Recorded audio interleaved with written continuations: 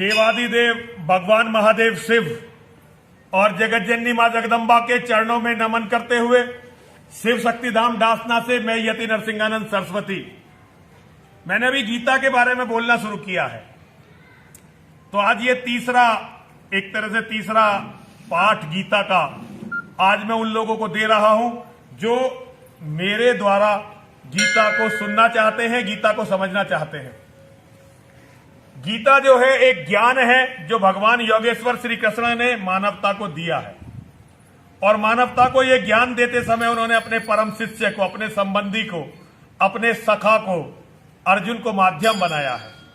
और देखिए परिस्थितियों को देखिए, महाभारत के महायुद्ध के आरंभ होने से पहले ये प्रवचन, ये ज्ञान, ये विज्ञान भगवान योगेश्वर श्री कृष्ण ने अर्जुन के द्वारा मानवता को प्रदान किया है। वो क्षण जब दुनिया का सबसे बड़ा महाविनाश, आज तक के इतिहास का सबसे बड़ा युद्ध शुरू होने वाला है, उससे पहले ये गीता का ज्ञान मानवता को दिया गया है। अर्जुन महानायक हैं इस युद्ध के, पांडवों के पक्ष के सबसे बड़े योद्धा हैं। और भगवान श्री कृष्ण से जब उनकी चर्चा युद्ध के बारे में हुई तो भगवान श्री कृष्ण ने कह दिया था कि मैं युद्ध नहीं करूंगा, मैं युद्ध नहीं करूंगा।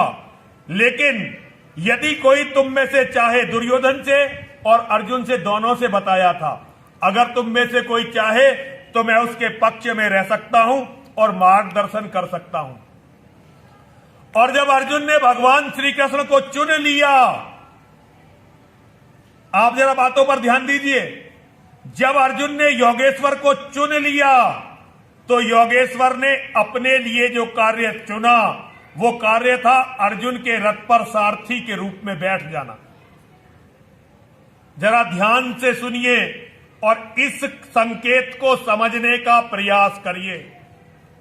हमारे यहां बहुत सारे लोगों ने हमें यह समझाने की अब प्रयास किया है कि तुम भगवान की पूजा करो, भगवान की आराधना करो और भगवान तुम्हारी सारे परेशानियों को हल कर देंगे, तुम्हारी सारी परेशानियां दूर हो जाएंगी।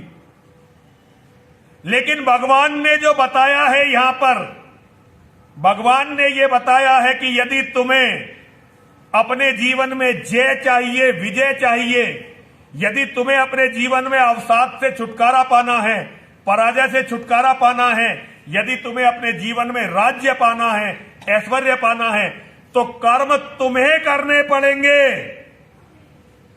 लेकिन मेरे अनुसार यदि तुम मुझे अपना मानकर मेरे अनुसार कर्म करोगे तो तुम्हारी विजय होगी। इसका नैतिक दायित्व मैं लेता हूं। यह भगवान का संदेश है जो हम में से हर एक को समझना था, लेकिन हमने नहीं समझा। लेकिन अभी देर नहीं हुई है, हम इस संदेश को ग्रहण कर सकते हैं।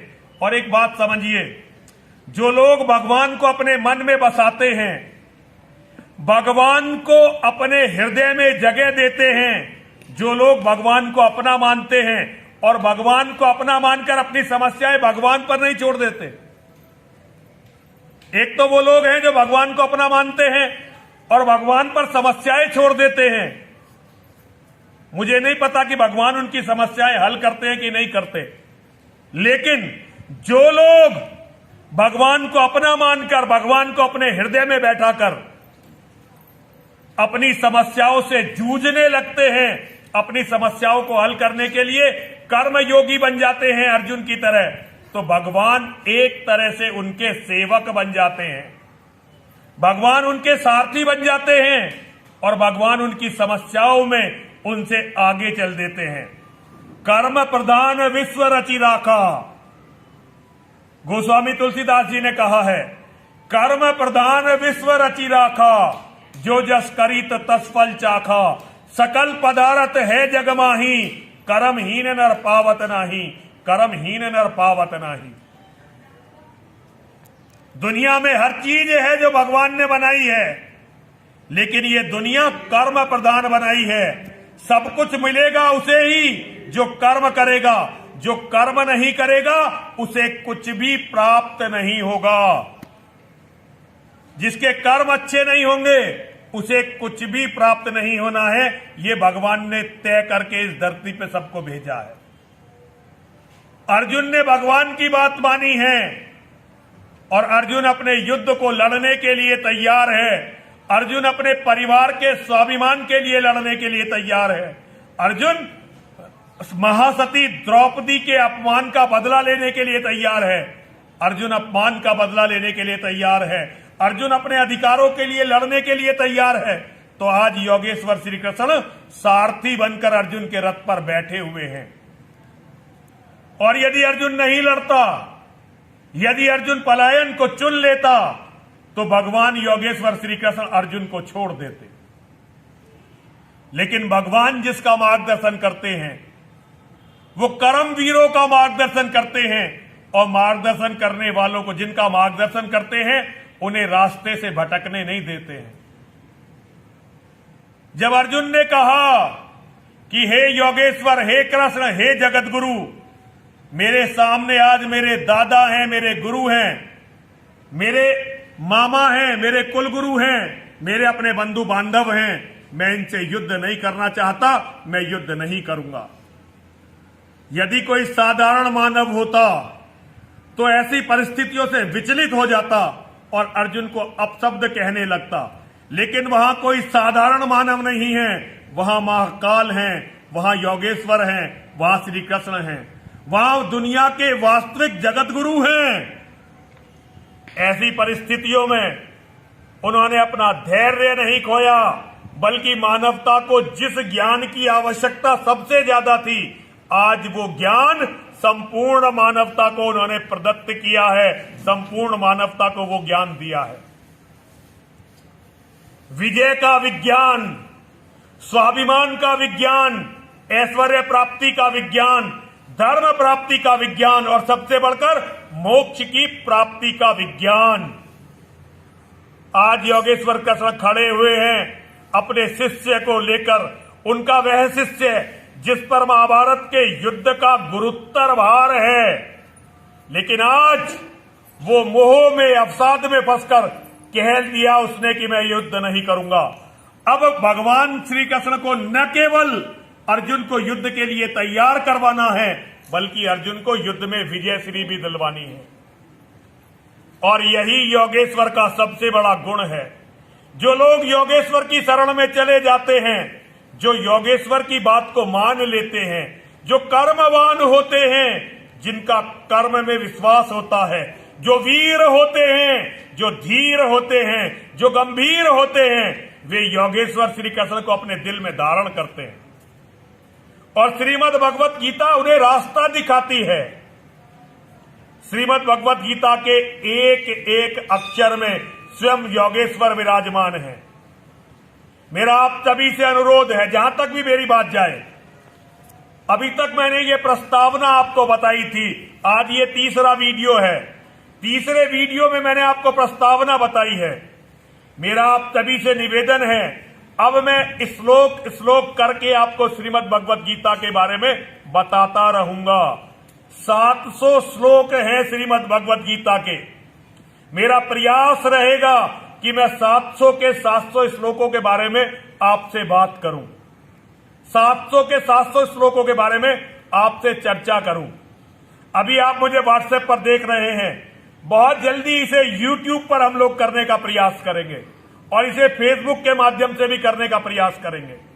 लेकिन धीरे धीरे इसमें थोड़ा समय लगेगा। अभी हम शिव शक्ति धाम डासना एक समस्या में घिरा हुआ है। जैसे जैसे हमारी ये समस्या सॉल्व होती चली जाएगी, हम लोग इसे बेहतर तरीके से गीता की बात, गीता की चर्चा आपके साथ करते रहेंगे।